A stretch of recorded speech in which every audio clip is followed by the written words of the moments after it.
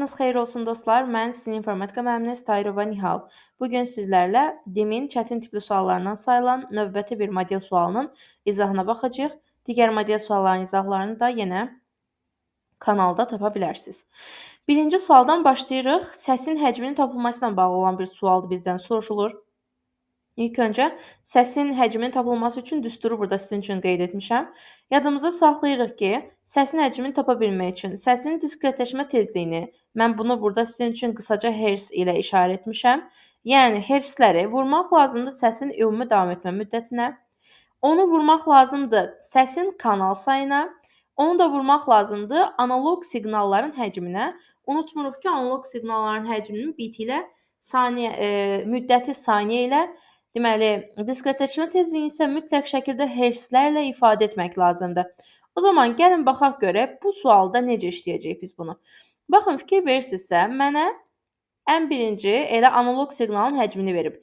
Deyir 16 bit tərtibli. Baxın, əgər 16 bit tərtibi deyirsə, artıq sizin burada heç nə etməyinizə ehtiyac yoxdur. Yəni, söhbət tərtibdən gedirsə, bunu 2-nin qüvvəti kimi göstərib, qüvvətindəki rəqəmi götürməyə və s. ehtiyacınız yoxdur. Tərtib demək elə qüvvət deməkdir. Yəni, sənə onsuz da lazım olan şey nədirsə, elə birbaşa onun özünü verib. Ona görə harada tərtib görərsinizsə, düsturda gətirib yerinə qoymaqdan ötürü heç bir şey etməyinizə ehtiyac yoxdur. Birbaşa rahatlıqla elə özünü gətirib qoya bilərsiniz. Sadəcə olaraq rahat işləyə bilim deyə 16 əvəzinə 2 üstünə 4 yazacağam. Yanına da mütləq bitini yazıram ki, çevrilmə olarsa bu mənim gözümdən qaçmasın. 2 üstü 4 bit. Tamam. Düsturdakı həcmi yerinə qoydum. Getdi. İndi növbəti diskretləşmə tezliyini yazıb mənə. Baxırsınızsa, mən düsturda yazmışam hertzlər. Amma burada sizə verilib kilohertzlər. O zaman belə çıxır ki, burada bir problem var. Yəni, sizə kilohertz verərsə, mütləq şəkildə onu hertzlərlə ifadə etməyi unutmursunuz. Deməli, 32-nin əvəzinə 2 üstü 5 yazacağım. Kilohertzi isə hertzə çevirmək üçün kilomin deməkdir axı. Kilohertzə çevirmək üçün vururam bunu minə. Bu hissəsi də getdi düsturumun. Sonra deyir ki, bu səs 24 dəqiqə davam edib. Bilirəm ki, 24 dəqiqə mənim düsturumda saniyə kimi ifadə olunmalıdır. O səbəbdən də 24 dəqiqəni saniyəyə çevirə bilmək üçün vururam 60-a. Daha sonra baxıram ki, burada mənə 2 kanallı, yəni stereo səs deyir. Mono səs deyərsə tək kanallı, stereo səs deyərsə 2 kanallı səs kimi başa düşə bilərik. 2 də elə qüvvət şəklində göstərilərsə 2 üstü 1 kimi göstərilir. O səbəbdən yazdım 2 üstü 1. Super. Mən hər bir şey artıq yerinə qoydum, yazdım. İndi mənə qaldı görüm bu cavabı məndən nə ilə istəyir? Cavabı kilobaytlar ilə ifadə etməyimi istəyir məndən, düzdürmü? O zaman nə edəcəm? Kilobaytdan, daha doğrusu bitdən mənim aldığım cavab bitdi, düzdürmü? Bitdən kilobayta keçə bilmək üçün. Kiçikdən böyüyə doğru getdiyimə görə bilirəm ki, mən burada bölmə əməliyyatı etməliyəm KBB qaydasına görə və bilirəm ki, bitlə kilobaytın arasındakı məsafə 2 üstündə 13-ə bərabərdir. O səbəbdən bunu bölürəm 2 üstündə 13-ə. Baxırsınızsa 2 üstü 4, 2 üstü 5, 2 üstü 1. Bunlar hamısı birlikdə eləyirlər bizdə 2 üstü 10. 2 üstü 10-dan aşağıdakı 2 üstü 13 ixtisar gedir, qalır burada 8. 8 ilə 24-ü ixtisar aparsam 3 dəfə qalacaq burada. Deməli, vəssalam, artıq ixtisarlar bitdi, indi keçdim vurmalara. 3 dəfə 60-ın eləyəcək 180, onu da vuracam 1000-ə, olacaq 180 min, yəni C variantı. Keçdik növbəti suala. İnformasiya harada emal olunur? Deməli, biz bilirik ki, informasiya ana platanın üzərində yerləşən mikroprosesorda emal olunur. Amma daha da dəqiqləşdirsək, ana platanın üzərində yerləşən mikroprosesorun içində yerləşən registr yaddaşlarda emal olunur. Deməli, biz demişdik ki, registr yaddaş zavoddur, RAM isə onun saxlancıdır. Yəni, sizə desək ki, informasiya harada emal edilir? Cavab registr olmalıdır. Bəs desə, bu emal edilmiş informasiyalar harada saxlanılır? O zaman cavab olmalıdır RAM. Çünki registr dayanmadan özündə nələrsə emal edir, amma saxlamır. Emal edən kimi dərhal verir ki, RAM-a, RAM da bizə çatdırır. Yəni, biz bilirik ki, RAM-a düşməyən heç bir şey istifadəçi tərəfindən görünməz. O səbəbdən də emal olunur prosesorun registr yaddaşında, emal edildikdən sonra ötürülür dərhal RAM-a. Üçüncü suala baxırıq. Burada uyğunluq testidir. Birinci mikroprosesor haqqında danışmalıyıq. Deməli, mikroprosesor bilirik ki, iki hissədən ibarətdir. Hesab məntiq qurğusu və idarəetmə qurğusu. Yəni mən buradan belə başa düşürəm ki, kompüterdəki hesabi, məntiqi və idarəetmə işlərini kim görür? Mikroprosesor görür. O zaman uyğunlaşdırmaq üçün nə edəcəm? Ədədlər üzərində hesablama əməliyyatlarını yerinə yetirir deyəcəm. 1-ə uyğun gələcək Y variantı. Daha sonra 1-ə 1-ə Y variantı uyğun gəlirsə ya B ya A ola bilər sualımızın doğru cavabı. Bildim sadəcə bir dənədir Y variantı. Sonra keçirəm ikinciyə, əməli yaddaş, yəni normal tanıdığımız RAM qurğusu, düzdürmü? Az öncə dedim ki, emal edilmiş verilənlər harada saxlanılır? RAM-da saxlanılırlar. Kim emal edir? Registr emal edir. Bunu unutmuruq. Deməli, ikinci sualda nə görürəm? Emal olunmuş verilənlər və proqramların müvəqqəti. Biz bilirik ki, RAM-ın həm də bir digər adı müvəqqəti yaddaş qurğusudur. Saxlanılması üçün və emal prosesinin idarə olunması üçün deməli, əməli yaddaşdan istifadə edə bilərik. 2 uyğun gələcək bu variantı. İndi isə tam dəqiqləşdirmiş olduq ki, sualımızın doğru cavabı olacaq A və sərt disk. Biz bilirik ki, əgər bir şeyin tərkibində disk varsa ya da sonunda D hərfi varsa, deməli o xarici yaddaş qurğusudur. Deməli, sərt diskin vəzifəsi və ya ümumiyyətlə bütün xarici yaddaş qurğularının vəzifəsi özündə olan informasiyanı uzun müddət yadda saxlamaqdır. O zaman belə çıxır ki, 3-də də uyğun gəlməlidir informasiyanın uzun müddət yadda saxlanılmasına A variantı. İndi baxıram ki, burada ən mürəkkəb riyazi hesablamalar. Siz indi düşünə bilərsiniz, bəlkə biz az öncə dedik hesab məntiq qurğusu, yəni o zaman niyə görə riyazi hesablamaları mikroprosesora aid etmədik? Burada sadə riyazi hesablamalar yazılsaydı, elə belə yəni ki, hesablamalar olsaydı biz onu mikroprosesora aid götürərdik.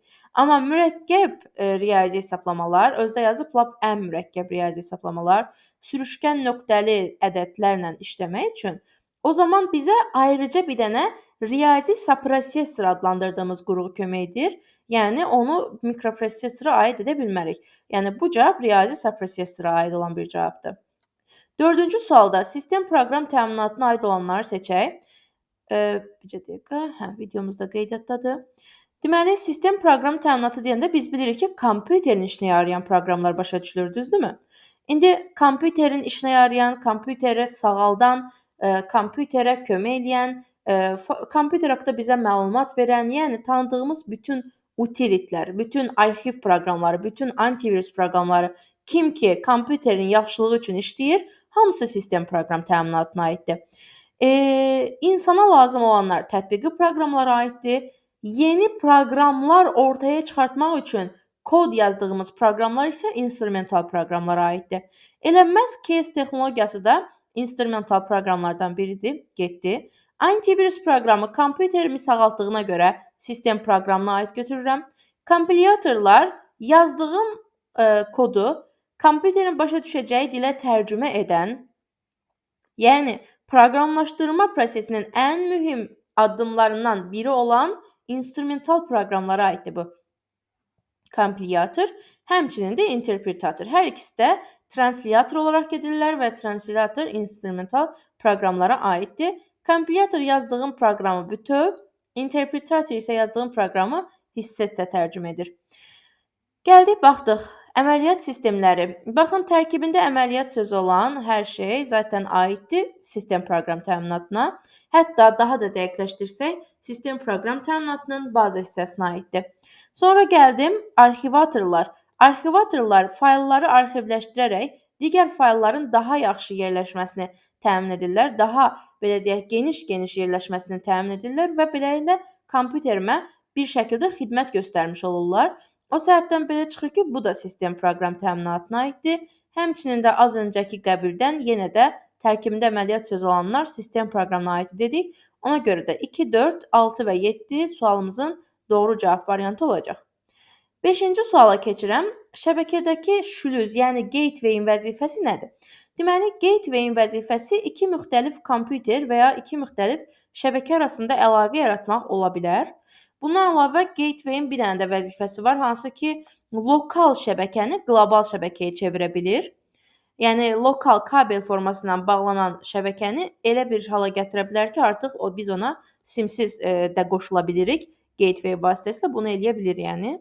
İndi baxıram görüm məndə hansı uyğun gələcək. Müxtəlif şəbəkələri birləşdirən vasitə uyğun gələcək burada. Yəni mənim o dediyim təriflərə ən uyğun gələni hal-hazırda D variantıdır.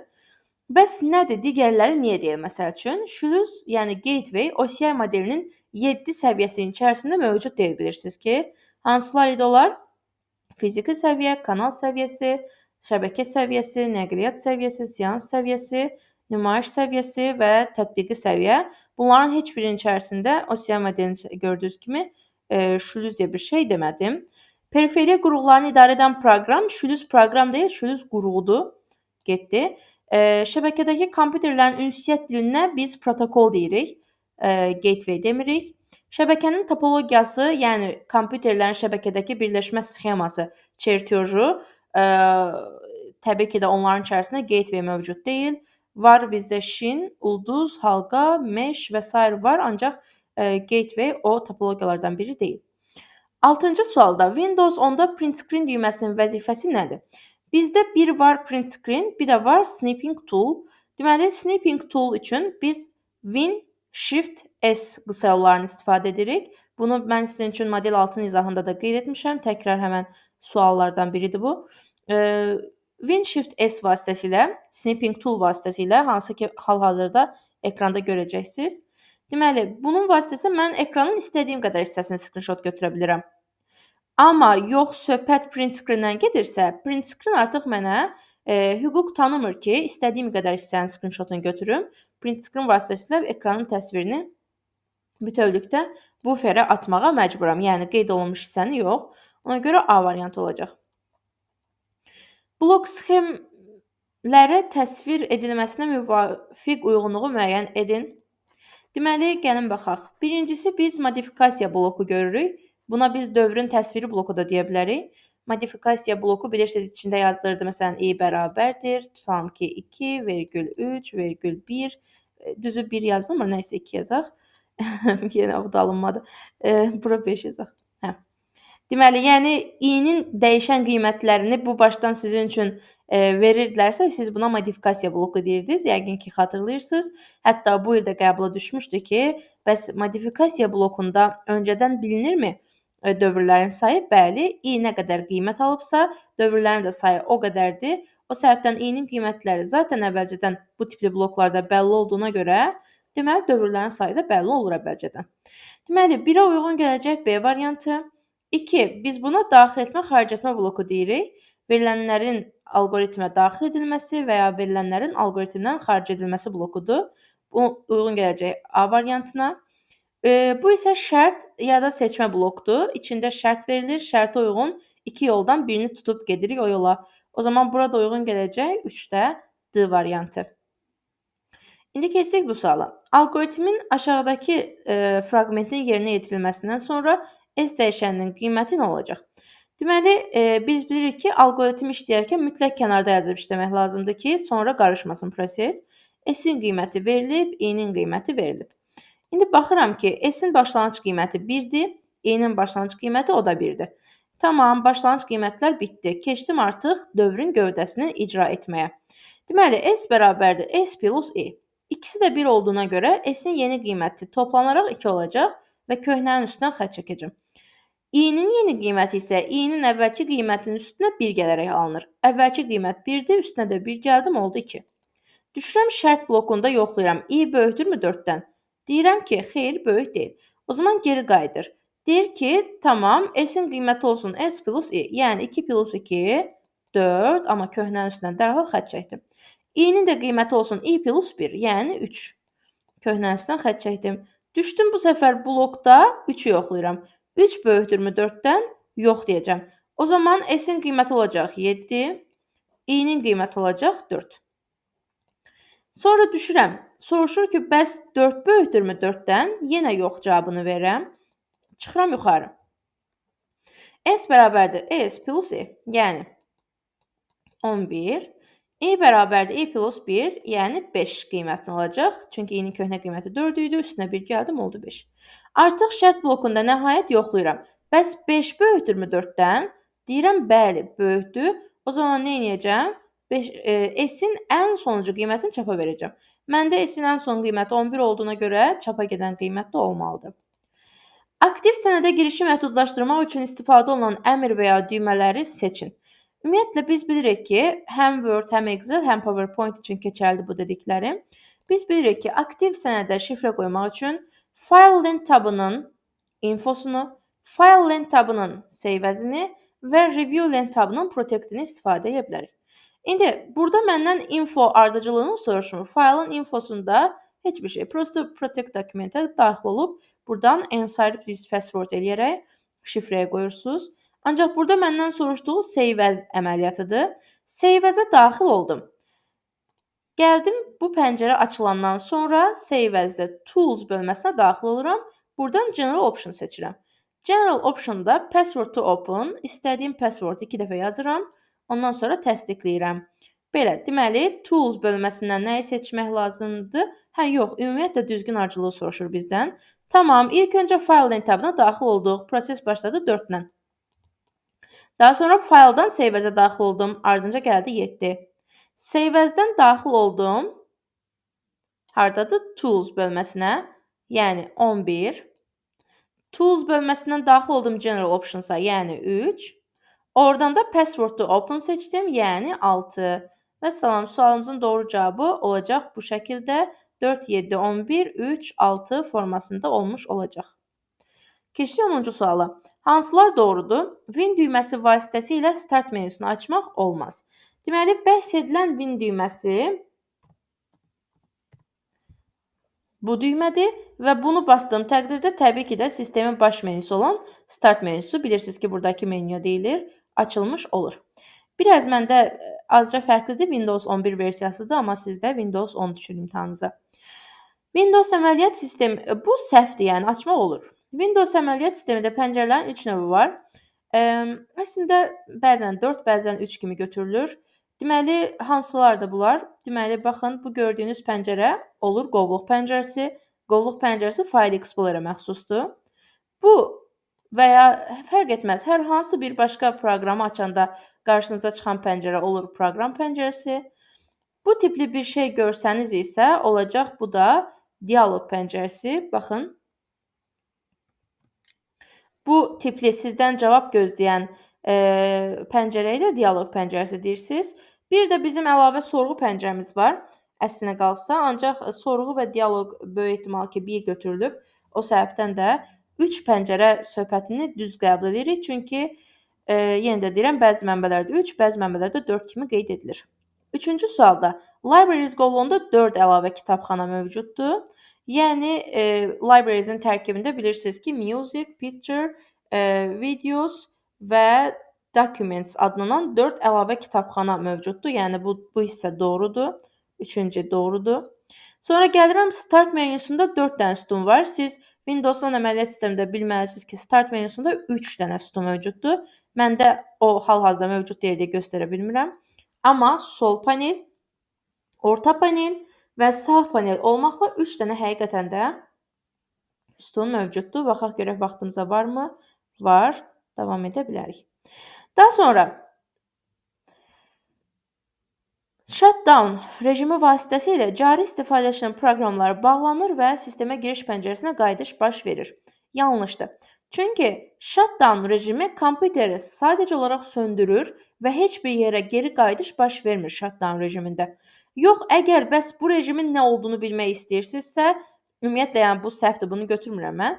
Bu rejim sign out rejimidir. Sign out rejimi. Yəni, elə bil ki, sistemdə 2 nəfər qeydiyyatdan keçir. Tutalım ki, biri olsun Nihal Tareli, biri olsun, məsəl üçün, başqa hər hansısa bir adam. İndi mənim kompüterdə işim bitib və artıq növbəti adam gəlib bu kompüterdə işini görməlidir. O zaman biz nə edirik? Mən öz sessiyamı bağlayıram və çıxıram. O adam gəlib öz qeydiyyat hesabını yazır və daxil olur. Əgər bunu edirəmsə, o zaman mən sign out edirəm və mən sign out etməzdən öncə nəyisə bağlamamışamsa ya da nəyisə yaddaşa verməmişəmsə belə, hamısı avtomatik olaraq silinir, hamısı bağlanır, gedir. Yəni, əslində bir növ kompüterin söndürülməsinə bənzəyir, amma realda sönmüş kimi görünmür kompüter. Yəni, sign out rejimində cari istifadəçinin bütün proqramları bağlanır və sistemə giriş pəncərəsinə geri qayıdış baş verir ki, növbəti adam artıq öz hesabını yazsın və qeydiyyatdan keçsin. Fayllar da qovluqlar kimi iki qrupa bölünür. Xeyr, fayllar üzr istəyirəm. Qovluqlar həqiqətən də iki yerə bölünür. İstifadəçi qovluqları və xidməti qovluqlar. Ancaq fayllar iki yerə bölünmürlər. Fayllar üç yerə bölünür. İcra olunan fayllar, konfigurasiya faylları və sənəd faylları olmaqla üç yerə bölünür bizim fayllarımız. O səbəbdən də bunu götürmürəm. Yəni, burada sualınızın doğru cavabı olacaq 2, 3 və 2 və 3 və salam D variantı. Keçdik 11-ci suala. Documents qovluğunda 8 dənə fayl yerləşib. Bu maskalardan istifadə etmə prinsipinə görə təklif olunan bu maskaya uyğun gələn faylları seçin. Biz nə demişdik? Bu sual gəlindir, bu isə qaynana demişdik, ulduz isə qaynana demişdik. Qaynanaya hər şey olar, gəlinə olmaz demişdik. Yəni, qaynanada heç vaxt səhv tapa bilməyəcəksiniz. Ona görə də ulduz olan hissələrə baxmaya da bilərsiniz. Çünki o nə etsə yeridir, nə etsə olar. Amma bütün nə səhv var, nə günah var, hamısı gəlindədir. Yəni sualdadır. Nə deməkdir bu? Baxın, burada ümumiyyətlə maskalar əgər ilk dəfə eşidirsinizsə, maskalar müəyyən meyarlara görə faylların axtarışını təmin etmək üçündür. Məsəl üçün, əgər mən ulduz.dojix yazıramsa, baxın, yəni yazaq burada axtarış hissəsində. Deməli, ulduz.dojix. Avtomatik bir dəqiqə nöqtənin əvəzində səhv bir şey yazdım. Avtomatik olaraq mənim üçün sadəcə sonu dojix-la bitən faylları çıxardır. Bu o deməkdir ki, əvvəli nə olur olsun, yəni ulduz istənilən qədər simvolun əvəzində yazılmış ola bilər. Yetər ki, sonu dojix olsun. Yəni, mən sonu dojix-la bitən faylları tapa bilmək üçün maskadan istifadə etdim. Deməli, belə çıxır ki, ulduz maskalama zamanı istəsə bir dənə simvolun əvəzində istifadə oluna bilər, istəsə 50 dənə, 60 dənə, yəni nə qədər istəsə simvolun əvəzində də istifadə oluna bilər. İstəməsə yalandan da yazıla bilər. Yəni, mən ulduz yazmışam, amma qarşılığında heç bir simvol yoxdur. Yalandan orada ulduz yazmışam. Hər şey olar. Amma sual elə deyil. Sual əgər yazmısınızsa, mütləq və sadəcə bircə dənə simvolun əvəzində bircə dənə sual yaza bilərsiniz. Başqa da bir şey eləyə bilməzsiniz. O zaman belə çıxır ki, mən bu yazıq sualın üstünə nə qədər var gedəcəm. Necə baxaq? Mənə nə deyir? Deyir ki, mən A-dan əvvələ sual qoymuşam. Bu o deməkdir ki, A-dan əvvəldə mütləq və yalnız bircə dənə simvol olmalıdır. Bəs mənim bu birinci sualımda A-dan əvvəldə biz simvol görürük? Yoxdur ki, deməli bu ola bilməz. Keçdim ikinciyə. Baxıram ki, A-dan əvvəldə bir dənə simvol həqiqətən də var. Yəni, bax, bura mən bu sualı yaza bilirəm. Sonra keçirim ikincisiyə. A ilə B-nın arasına.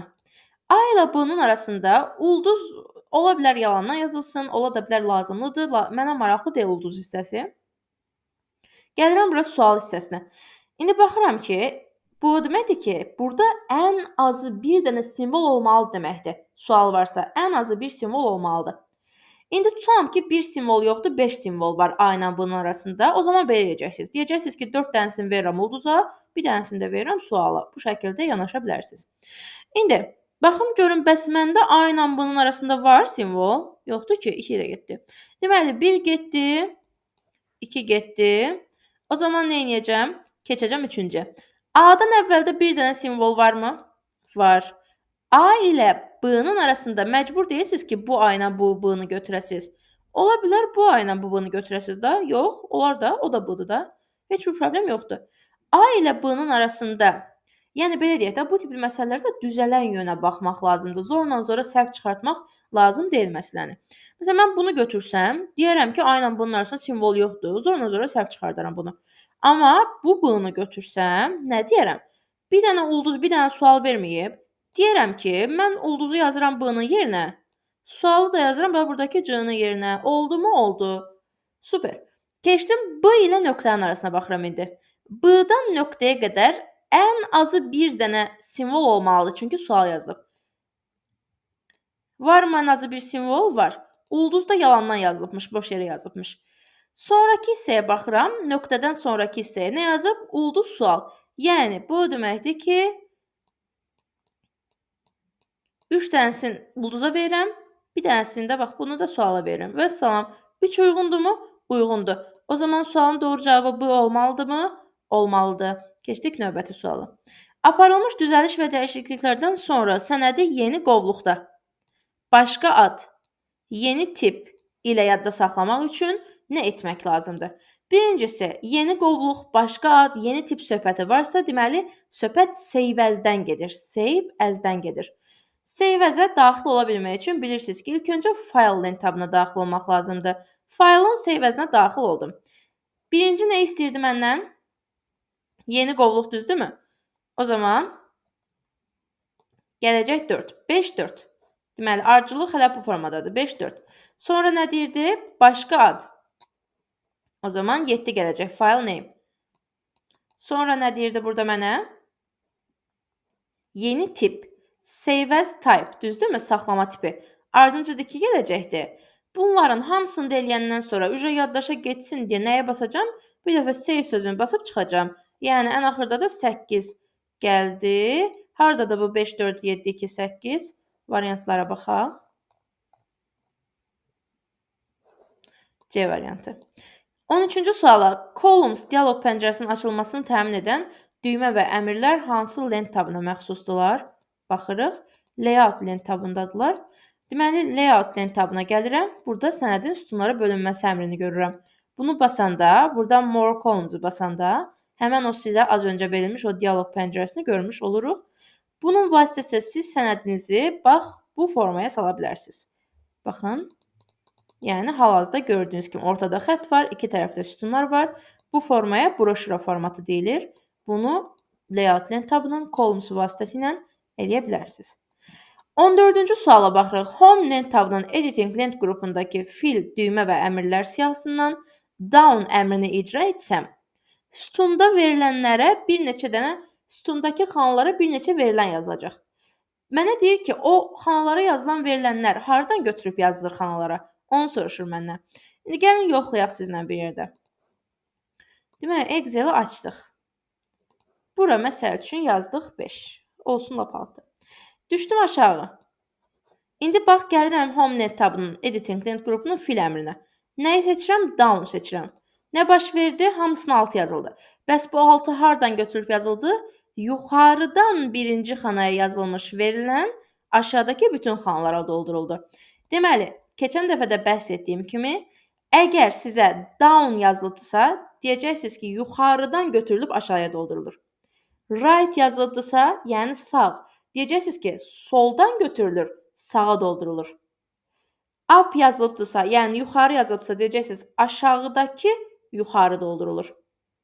Down yazılıbdırsa isə, burada da gördüyünüz kimi, yuxarıdan birinci xanadakı verilən aşağı doldurulur.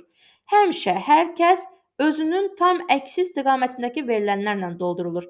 O zaman deyəcəm ki, yuxarıdan birinci xanaya yazılmış verilənlərlə doldurulmuş olacaq. Növbəti suala baxırıq. Şəkildə təsvir olunan vəziyyətdə mausun sol düyməsini buraxsaq, aşağıdakı variantlardan hansı alınacaq? Slide 2-ni götürüb, gətirib 4 ilə 5-in arasında əlini buraxıb. Deməli, sizin üçün burada yazmışam. Bunu götürdüm, bax, bunu götürdüm buradan. Gətirirəm 4 ilə 5-in arasında əlimi buraxıram. Nə baş verdi? 4 və 3 yuxarı sürüşdülər ki, 2 gəlsin 4 ilə 5-in arasına girsin. Yəni 3 və 4, 2 üçün yer açdılar burada. Yəni ardıcıllıq belə oldu. 1, 3, 4, 2, 5. Qətiyyən çaşıb buradakı sıra nömrələrinə baxmayın. Buradakı 1, 2, 3, 4, 5-ə baxmayın. Ki, bəs hanı yenə də eyni qaldılar axı kimi baxmayın məsələyə. Çünki onsuz da sıra nömrəsinin ardıcılığı dəyişən deyil. Bizə nə lazımdır? Bu içində yazılanlar necə dəyişdi? Görürsüz? 3, 4, 2, 5 bu formada oldu. Yəni bu da bizdə hansı variant uyğun gələcək? Deməli, 2 gəlib 4 ilə 5-in arasına girməlidir. Hardadır o? C variantıdır. Keçdik növbəti suala. Göstərilən əmr və düymələr hansı lent tabı və hansı lent qrupuna aiddirlər? Deməli, baxıram ki, burada slides yazılıb, yazılmamalıdır. Yəni, böyük ehtimalla imtahana düşsə yazılmayacaq. Çünki niyə? Zaten məndən lent qrupunu soruşursa adını durduq yerə əslində verməməlidir, amma eybi yoxdur. Deməli, nə edirəm? Baxıram ki,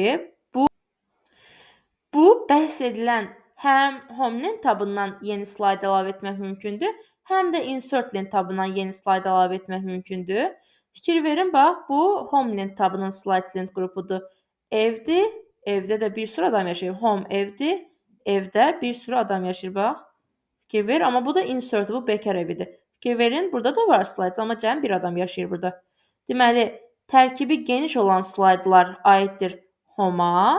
Tərkibində bircə dənə şey varsa, bu aiddir insert şəklində yadınızda saxlaya bilərsiniz. Home lent tabının slides lent qrupundan söhbət gedir burada. A variantı. Növbəti suala baxaq. 2 rəqəmli ədədlərin kvadratları cədvəlini yaradıblar. Və bu 2 rəqəmli ədədlərin kvadrat cədvəlini yarada bilmək üçün həmən bu ədədlərin onluq rəqəmlərini yazıblar A sütununa, təklik rəqəmlərini isə yazıblar birinci sətrə. Məsələn, 100 nədir? 10-un kvadratı. Bu 10-u ala bilmək üçün 1-i buradan götürürük, 0-ı buradan götürürük, kvadrata yüksəldirik, olur 10. Sonra bu nədir? 11-in kvadratı. 1-i buradan götürürəm, 1-i buradan götürürəm, olur 11. Kvadrata yüksəldirəm, olur 121. Bu 12-nin kvadratı, düzdürmü? 1-i buradan götürürəm, 2-ni buradan götürürəm, olur nə? 12. Kvadrata yüksəldirəm, olur 144. Fikir verirsinizsə, bayaqdan bəri mən fərqli cavablar alıram. Amma baxmayaraq ki, fərqli cavablar alıram, nə hələ ki A sütunu dəyişməyib, nə də birinci sətr dəyişməyib. Bayaqdan bəri ya A sütunundan, daha doğrusu bayaqdan bəri həm A sütunundan, həm də birinci sətirdən rəqəmlər götürürəm. Yəni, bu deməkdir ki, düsturda bir A sütunu sabit saxlanılmalıdır. Düstur nə qədər köçürülsə də qəti şəkildə A sütununun yeri dəyişməməlidir ki, mən həmişə rahatlıqla buradan onluq qiymətlər götürə bilim. Nə də düstur nə qədər yerini dəyişsə də qəti şəkildə birinci sətir dəyişməməlidir ki, mən rahatlıqla hər dəfə bax buradan bu təklik hissələrini götürüm qiymətin. Özü də deyir axı, deyir ki, təkliklər B1, K1 sətrindədir. Onluqlar isə A2, A10 sütunundadır. Yəni özü mənə deyir ki, bir düstur yaradacaqsansa əgər, bir A-nın qarşısında dollar qoy ki, A dəyişməsin heç vaxt. Bir də birinci sətrin qarşısında dollar qoy ki, yəni B1-ci sətrin qarşısında dollar qoy ki, qəti şəkildə bir də dəyişməsin, düzdürmü? Tamam, mən bunu tapandan sonra gəlirəm, baxıram, görüm, burada nə alıb? 8100. 8100-ü necə alıb? Gəl hər hansı bir variantı yoxlayaq. B1-in üstünə gəlib 10A10. Yəni B1 nədir bizdə? 0, düzdürmü? A10 nədir bəs? 9. Onu 9-a vuranda nə eləyir? 90. 90-ın üstünə 0 gəlsəm nə eləyir? 90. 90-ı kvadrata yüksəltsəm nə eləyir? 8100. Gəl B variantı yoxlayaq. B1-in üstünə A10 gəlmişəm. B1 nədir? 0. A10 nədir? 9. A10-u əvvəlcə 10-a vururam, fikir versinizsə. Nə edir? 9-u vurdum 10-a, elədi 90. Üstünə də B1, yəni 0 gəldim, elədi 90. Kvadrata yüksəltdim, nə elədi? 8100. Deməli, belə çıxır ki, variantların hamısı onsuz da mənə 8100-ü verir. Yəni, mənim burada düsturu özümdən kəşf etməyimə ehtiyac yoxdur. Hamısı ola biləcək düsturlardılar cavab etibarı ilə. Deməli, burada problem sadəcə dollar içərisindədir. Sadəcə olaraq. Mənə nə lazım idi? Bir A sütunu dəyişməsin, yəni sadəcə A-nın qarşısında dollar olsun. Bir də birinci sətir dəyişməsin. Yəni sadəcə 1-in qarşısında dollar olsun. O da hardadır? C variantında. Məsələn, Y niyə olmur? Çünki burada A-nın qarşısında dollar yoxdur. Olmaz. A dəyişməməlidir. Burada heç birinin qarşısında dollar yoxdur. Burada hamısının qarşısında dollar var. Əgər hamının qarşısında dollar varsa, o zaman bu boyda qiymətləri mən necə alaram? Yəni başdan ayağa düstur eyni gedirsə, heç vaxt dəyişmirsə, bu qədər fərqli rəqəm necə almış ola bilər? Bu da səhvdir. Burada isə tam əksini verib. Yəni mənə lazımdır birinci sətrin qarşısında dollar olsun, bir də A sütunun qarşısında dollar olsun. Bunlar amma dollara tam fərqli yerlər yazıblar. Ona görə də o variantı da götürmürəm. Keçdim 18-ci suala. Verilənlər bazasının aşağıdakı strukturuna əsasən Beta şirkətinin anbar xərclərini hesablamaq lazımdır. Baxın, Beta şirkətinin anbar xərclərini hesablaya bilmək üçün mən nə etməliyəm? Fikir verin burada. Görürsüz, beta şirkətinin ID-sini götürməliyəm. Çünki növbəti cədvəllərə baxın bir dənə. Bu əlaqəli cədvəldir də. Növbəti cədvəllərdə siz heç beta yazıldığını görürsüz. Əgər görmürəmsə, deməli nə etməliyəm? Beta şirkətinin ID-sini götürməliyəm ki, heç olmasa ID-dən mən işləyə bilim bu məsələni, düzdürmü? Betanın ID-si 239-dur. Düşdüm aşağıya. Burada da 239 var, burada da. Yəni bu şirkət 2 dəfə mal qəbul edib. Qəbul etdiyi mallardan biri kitabdır. Kitabın ID-si 18-dir. Biri də jurnaldır. Jurnalın ID-si isə 28-dir. Nə qədər kitab qəbul edib? 8 dənə. Bəs görün bu kitabın qiyməti nə qədərdir? Qiymət cədvəlinə baxa bilmək üçün malın ID-sinə baxıram. 18-dir, düzdür? Kitab. Nə qədərdir kitabın qiyməti? 12 manat 50 qəpik. 12 manat 50 qəpiklik maldan 8 dənə alıbsa əgər, bunu vuracağam və buranın cavabını 100 manat alıram. Sonra düşürəm jurnalın qiymətinə baxmağa. Nədir? ID-si 28. 28-in qiyməti nə qədərdir? 75 qəpik. Bəs nə qədər alıb bu 75 qəpiklik maldan? Bax görürsüz sayı. 12-dən alıb, düzdürmü? 12 vurulsun 0,75. Bu da olacaq 9. Yəni 100 burada, 9 burada, ümumilikdə 109 manatlıq mal qəbul edib. 19-cu suala baxaq. 3w postbox@box.az elektron poçt ünvanı verilmişdir. Bu elektron ünvandakı istifadəçi adını müəyyən edək. Yadımızda saxlayırıq ki, elektron poçt ünvanı iki hissədən ibarətdir. Ət işarəsindən əvvəlki hissə bütövlükdə istifadəçi adını, ət işarəsindən sonraki hissə isə bütövlükdə poçt serverin adını bildirir. Yəni burada heç nəyi parçalamırıq. Ətdən məndən də istifadəçi adını istəyir deyə ətdən əvvəlki hissəni bütövlükdə götürəcəm. O da olacaq B variantında.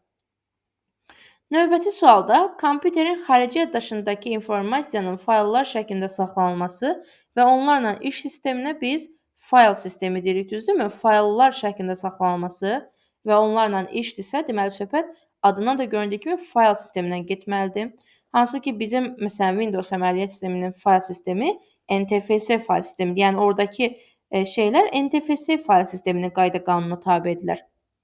21-ci suala baxaq. Onluq say sistemində verilmiş 53 ədədinin ikilik say sistemindəki yazılışında neçə dəfə bir rəqəm istifadə olunub? Sadəcə olaraq 53-ü böləcəm 2-yə. 2 böl-bölə gedirəm. 53-ü böldüm 2-yə. Düşdü. Bir dəqiqə. Düşdü 26 dəfə. Elədi 52. Qalıqda qaldı 1. 26-nı böldüm 2-yə. Düşdü 13 dəfə. Qalıqda qaldı 0. 13-ü böldüm 2-yə. Düşdü 6 dəfə. Qalıqda qaldı 1. 6-nı böldüm 2-yə. Düşdü 3 dəfə. Qalıqda qaldı 0. 3-ü də böldüm 2-yə. Düşdü 1 dəfə. Qalıqda qaldı 1. Əgər ilk dəfə görürsünüzsə say sistemi ilə bağlı məsələni, yadınızda saxlayın ki, bölmə əməliyyatına qismətdən daha kiçik bir şey alana qədər, ya daha doğrusu böləndən daha kiçik bir şey alınana qədər davam etmək lazımdır. Mən də 1-i aldım, yəni 2-dən kiçik bir şey aldım, burada bitirirəm əməliyyatı. Bəs nə qədər 1 əldə etdim? 1, 2, 3, 4 dənə. Yəni burada 4 dəfə 1 iştirak edir. D1 oyuğundakı düsturu D2, D3, D4 oyuqlarına köçürdürük. Hamısını tək-tək köçürdürük və yekunda nə alınacağını tapacağıq. İndi baxıram ki, düstur nədir? Demişdim ki, əvvəlcə haradan hara gəldiyimə baxıram, düzdürmü? D1-dən hara gəlirəm? D2-yə. Sonra hara gedəcəm? D2-dən gedəcəm D3-ə. Sonra nə edəcəm? D3-dən gedəcəm D4-ə. Görürsünüz, hamısına tək-tək köçürməliyəm mən burada, düzdürmü? O zaman elə birinci başlayaq da, bax, fikir versiniz. Heç birində D-lar dəyişməyib. Bax, görürsünüz, başdan ayağa hamısı D-dır. D dəyişməyib. Yəni, bu nə deməkdir? Sütunda heç bir dəyişiklik yoxdur deməkdir. Həmişə nə edirdik? Yazırdıq əvvəlcə kənara, sonra dəyişiklikləri müşahidə edirdik. Baxırdıq, görək nə alındı. İndi baxıram ki, burada məndə D-dən D-yə keçib. Yəni, sütunda heç bir dəyişiklik yoxdur. Əgər mən burada dəyişiklik gözümə çarpmırsa, o zaman düsturumun hərflərində də heç bir dəyişiklik edə bilmərəm. Yəni, başdan ayağa hər yer A və C olaraq qalacaq. Bütün hamısı köçürdüklərim A və C olaraq qalırlar. Amma 1, 2 olub, 2, 3 olub, 3, 4 olub. Deməli, hər dəfə nə baş verir? Bir artım baş verir. Harda? Sətirlərdə. O zaman mən də sətirlərimi bir artıracağam. 1-i eləyəcəm 2, 2-ni eləyəcəm 3, 3-ü eləyəcəm 4. Vəssalam. Təbii ki, ortadakı qoşa nöqtə və qabağına yazılan minimum hamısında aktivdirlər. Yəni, onlar dəyişmir təbii ki də. İndi nə edirəm? Əvvəlcə minimum A1, S1, yəni A1, S1 diapazonunun, bax, bu diapazonun minimumunu tapıram. Buranın minimumu oldu 4. Düşdüm aşağı. A2, S2-nin minimumu oldu 5. Düşdük aşağı. A3, S3-ün minimumu oldu 1. A4, S4-ün minimumu oldu 2. Yekunda da mənə deyir ki, D1-dən D4-ə qədər, yəni bax bunlar. Nə ilə? Sum et. Yəni nə edeyim? Toplayım. Tamam.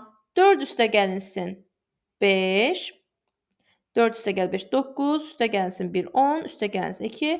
Oldu buranın cavabı 12. Şəbəkənin baza topologiyalarını seçmək lazımdır. Deməli, biz bilirik şin, ulduz və halqa olmaqla 3 əsas baza topologiyamız mövcuddur. Yəni 2, 5 və deməli 4. Sualın doğru cavabı olacaq bizdə. Monitorun əsas parametrlərini seçək. Baxın, monitor və mikroprosesorun parametrlərini burada sizin üçün qarışıq şəkildə veriblər. Deməli, hansı monitora aiddir, hansı mikroprosesora aiddir, baxaq. Cache yaddaşının tutumu mikroprosesor üçün əsas xarakteristikadır. Pikselin çox olması bilirsiniz ki, monitordakı görüntünün keyfiyyətli olması deməkdir. O zaman bu monitora aiddir. Tak tezliyi, yəni bir əməliyyatı bir saniyədə neçə milyard qədər əməliyyat yerinə yetirə bilir. Təbii ki də bu əməliyyat yerinə yetirməkdən söhbət gedirsə, əgər mikroprosesora aid olmalıdır.